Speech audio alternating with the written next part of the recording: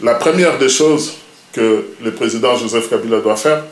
c'est de dissoudre le Sénat. Pourquoi dissoudre le Sénat? Parce que c'est là l'exemple du glissement qui met tout le monde dans le confort que nous pouvons faire ce que nous voulons, c'est-à-dire ne pas organiser les élections. Avant d'aller plus loin, je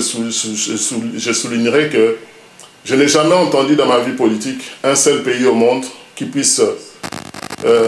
programmer des élections, récupérer l'argent de dépôt de candidatures de ces différents citoyens et d'annuler, de renvoyer les élections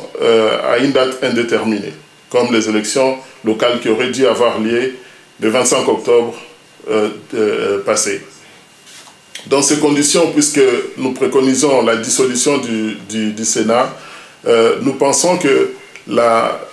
après avoir dissous le Sénat, le président Kabila devait prendre les dispositions qui puissent remettre la Constitution telle qu'elle a été votée en 2006 par le référendum, c'est-à-dire revenir aux élections présidentielles à 2 tours, avec les débats obligatoires entre les candidats, puisque le Parlement actuel est dirigé par un membre de la majorité présidentielle, le président Kabila doit avoir le courage, en échange de pardon sur tout ce qui est comme crime et tout ce qui est délit qu'il a commis pendant son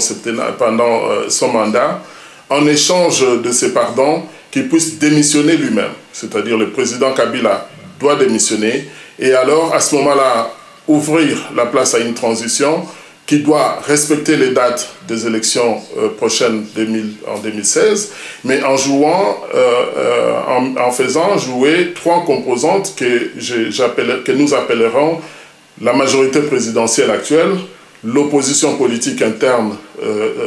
actuellement au pays, et ce que nous reconnaissons, la diaspora congolaise. La diaspora congolaise pourrait jouer un rôle important puisque nous sommes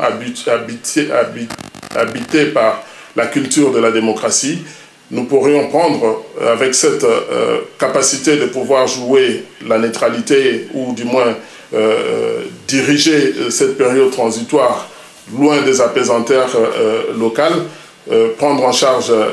l'organisation des élections et puis diriger le gouvernement ce gouvernement de transition qui doit nous amener aux élections pour septembre d'abord 2016 et le 2e tour en décembre 2016. C'est pour ça qu'ici, nous avons proposé que le président Kabila, en démissionnant, puisse nous remettre la Constitution telle qu'il avait été votée en 2006, élection à 2 tours, avec débat obligatoire entre les candidats. Nous avons proposé à ce que la diaspora puisse venir jouer un rôle important dans l'organisation des élections, parce qu'il s'agit d'un processus, amener la technologie qu'il faut pour pouvoir compter très rapidement les gens, puisque en 2006, on a fait les recensements, ou on appelait ça recensement en même temps que les gens récupéraient leurs bulletins de vote. Nous avons préconisé la dissolution du Sénat. Il faut dissoudre le Sénat parce que c'est de là qu'est venue la politique du glissement.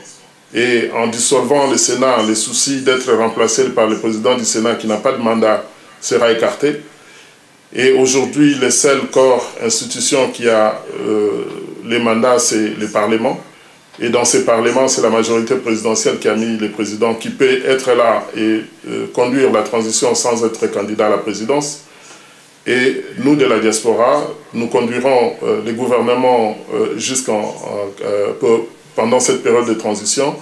afin que nous puissions organiser les élections en le